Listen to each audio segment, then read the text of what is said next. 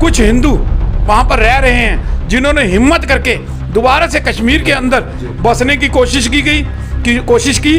उसके बाद लगातार जो है फिर से आतंकवादी सक्रिय होकर उन्होंने टारगेट किलिंग करना शुरू कर दी।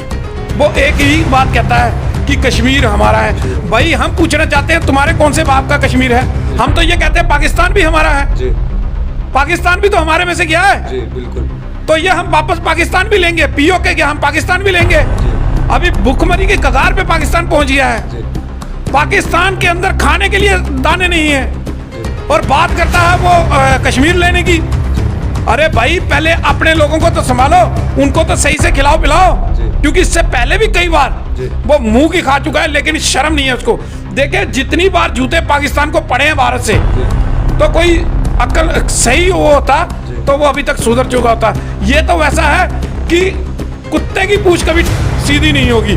तो ये कौन से शरारती तत्व हैं जिन लोगों ने यहाँ पर दंगे फसाद कराने की योजना बनाई कि सिदरा के अंदर एक मंदिर को टारगेट किया गया, वहाँ मूर्तियों को क्षतिग्रस्त किया गया।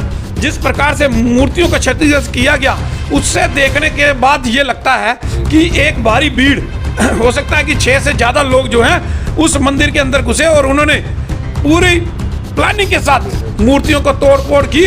जब पाकिस्तान के अंदर सत्ता परिवर्तन देखने को मिला है, तो जम्मू कश्मीर को कुछ खामियाजे जो हैं वो भुगतने पड़े हैं, क्योंकि उन्होंने कश्मीर के अंदर जो है आतंकवाद को बढ़ावा देने की और ज़्यादा कोशिश की।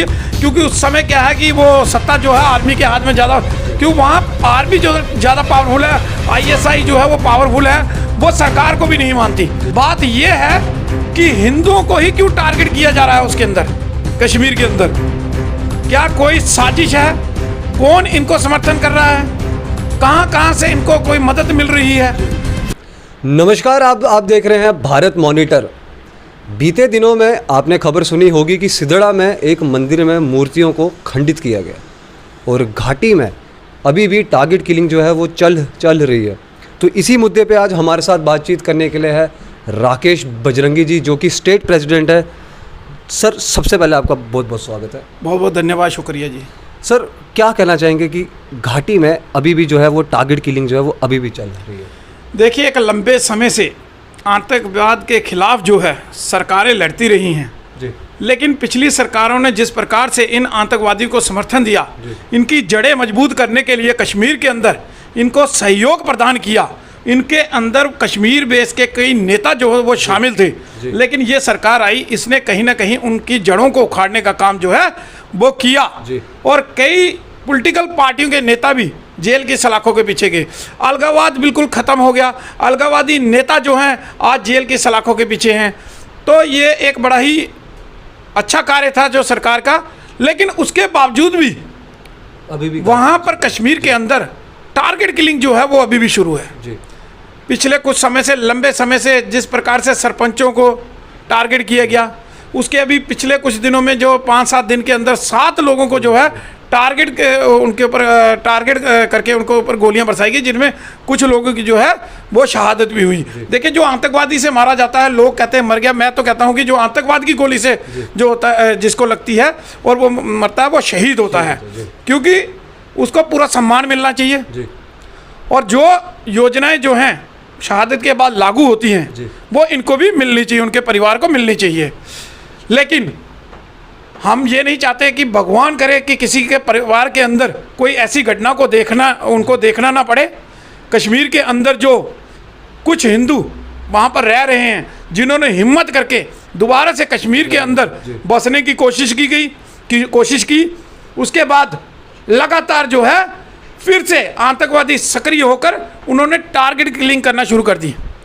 और मैंने जो सुना है कि अभी कल परसों में एक युवा जो हैं सतीश सिंह जी, जो राजपूत कम्युनिटी से बिलोंग करते हैं, उनको भी जो है वो शहीद किया गया। लेकिन सरकार के खिलाफ मेरा ये रोष है कि सरकार ने उसके ऊपर कुछ भी कोई बयानबाजी जो है वो नहीं की।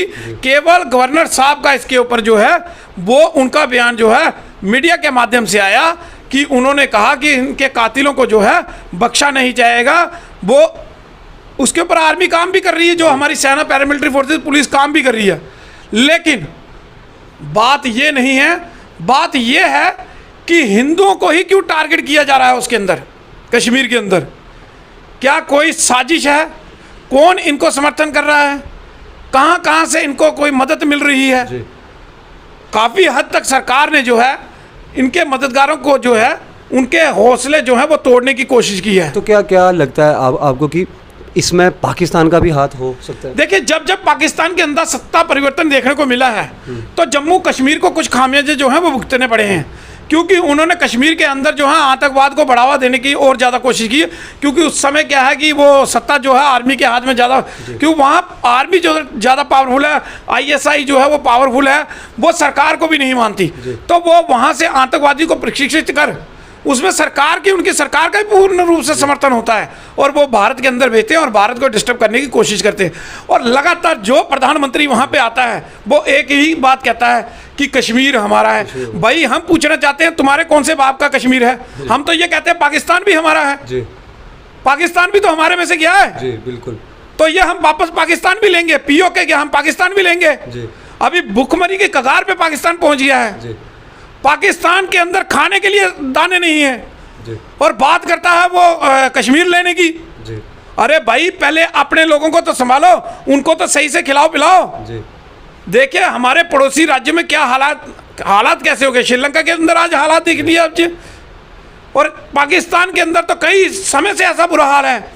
और पाकिस्तान बातें बड़ी बड़ी करता है, आतंकवाद को बढ़ावा देने के लिए उसके पास पैसे हैं, लेकिन लोगों के लिए पैसे नहीं है, लोगों को खाना खिलाने के लिए पैसे नहीं है। इस प्रकार की हरकतें जो है पाकिस्तान को जो है वो ठीक नहीं, इसका जो खामियाजा ना पाकिस्तान को, वो जब भारत उसके ऊपर चढ़ाई करेगा ना तो इसका क्या खामियाजा भुगतना पड़ेगा उसको पता है, क्योंकि इससे पहले भी कई बार वो मुंह की खा चुका है, लेकिन शर्म नहीं है उसको।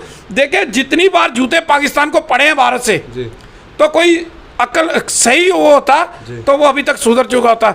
ये तो वैसा है कि कुत्ते की पूंछ कभी सीधी नहीं होगी। हमारे टोकरी में कहते हैं कि जमीन के अंदर 6 महीने दबा के रखी, लेकिन जब निकाली फिर टेढ़ी की टेढ़ी। वही हाल पाकिस्तान का है, जूते पड़ते रहेंगे तो थोड़ी देर ठीक रहेगा, तो जब जूते खाए हुए थोड़ा टाइम बीत जाएगा तो ये फिर वैसा हो जाएगा। अभी 1900 जब करगिल युद्ध हुआ 99 में, तो तब भी इसको इतने जूते पड़े, हजारों के हिसाब से इसके सैनिक मारे गए, लेकिन इसको शर्म ही नहीं है। तो भारत जो है एक शांति प्रिय देश है। हम हमेशा ये कहते आए हैं कि वासुदेव कुटुंब का नाम से हम नारा देते हैं, हम विश्व का कल्याण जैसे नारे को उजागर करते हैं, लेकिन हमने कभी किसी का बुरा नहीं चाहा। लेकिन अगर कोई बार बार वो हरकत करने की कोशिश करेगा तो फिर उसको बख्शा भी नहीं जाएगा। ये हम पाकिस्तान को भी चताना चाहते हैं, उन कश्मीर बेस की पार्टियों को भी चताना चाहते हैं जो पाकिस्तान के गुण गाती हैं, जो पाकिस्तान के कहने पे कार्य करती हैं, जिनको पाकिस्तान बड़ा प्यारा है। खाना हिंदुस्तान का, पहनना हिंदुस्तान का, तनख्वाहें यहाँ से लेनी है, सिक्योरिटी यहाँ की लेनी है, घर जो है जो सरकारी यहाँ के लेने हैं, लेकिन गुण जो है वो पाकिस्तान के गाने हैं। जहाँ सिदड़ा में मंदिरों को खंडित किया गया, उसके बारे में क्या कहना चाहिए? देखिए जिस प्रकार से मैं कह रहा हूँ कि कौन से शरारती तत्व हैं जिन लोगों ने यहाँ पर दंगे फसाद कराने की योजना बनाई कि सिदड़ा के अंदर एक मंदिर को टारगेट किया गया, वहाँ मूर्तियों को क्षतिग्रस्त किया गया। जिस प्रकार से मूर्तियों को क्षतिग्रस्त किया गया, उससे देखने के बाद ये लगता है कि एक भारी भीड़ हो सकता है कि 6 से ज़्यादा लोग जो हैं उस मंदिर के अंदर घुसे और उन्होंने पूरी प्लानिंग के साथ मूर्तियों को तोड़ फोड़ की, और इतनी क्षतिग्रस्त मूर्तियां आज तक कभी कहीं नहीं हुई थी जितनी क्षतिग्रस्त वो सिदड़ा के अंदर की गई, और पूरा योजनाबद्ध तरीके से। लेकिन हमें बड़ा दुख होता है कि पुलिस अभी तक इसके ऊपर कोई भी किसी को भी पकड़ नहीं पाई। तो क्या लगता है कि धार्मिक स्वाद बिगाड़ने की कोशिश हो रही है, हिंदू मुस्लिम कराने की कोशिश कर रहे हैं? देखिए हिंदू समाज ने कभी भी आज तक इस प्रकार का कार्य नहीं किया। वो अपने धर्म की आस्था, अपने आस्था के अधर्म की आस्था के बीच में ही लीन रहा। उसने कभी भी किसी के धर्म के ऊपर कोई टिप्पणी नहीं की, ना ही किसी के धर्म के ऊपर हम बोल सकते हैं और ना ही बोलना चाहते हैं। लेकिन कोई हमारे धर्म के ऊपर इस प्रकार के प्रतिघात करेगा तो चुप तो हम भी नहीं बैठेंगे।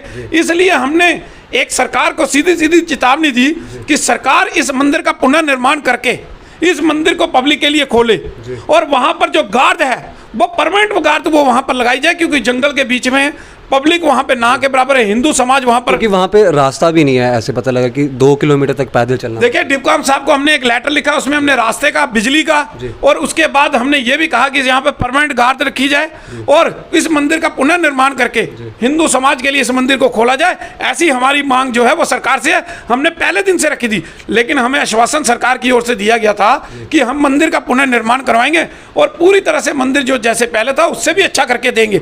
लेकिन अभी तक इसके ऊपर सरकार की कोई पहल नहीं हुई है। हम देख रहे हैं, अभी वॉच कर रहे हैं कि अगर सरकार नहीं करती तो हमें फिर से रोष अपना प्रकट जो है वो सरकार के सामने करना पड़ेगा, क्योंकि सरकार से हमारी यही मांग है कि जब तक वहाँ पर रास्ता नहीं होगा पब्लिक वहाँ जा नहीं पाएगी, और जब तक वहाँ पर भी लाइट नहीं होगी वहाँ कोई रह नहीं पाएगा। इसलिए सबसे पहले लाइट, फिर रास्ता और उसका पुनर्निर्माण, ये बहुत ज़रूरी है और इसको सरकार जल्द से जल्द करवाए। जी सर, बहुत बहुत शुक्रिया। तो ये थे हमारे साथ राकेश बजरंगी जी, जिन्होंने अपने विचार भारत मॉनिटर के माध्यम से आपके ओर रखे। फिलहाल आप भी अपने विचार नीचे इस वीडियो के कमेंट में आप दे सकते हैं। मुझे दीजिए इजाज़त। मैं अजितेश कोतवाल, वीडियो जर्नलिस्ट साहिल अत्री के साथ। जय हिंद, जय भारत।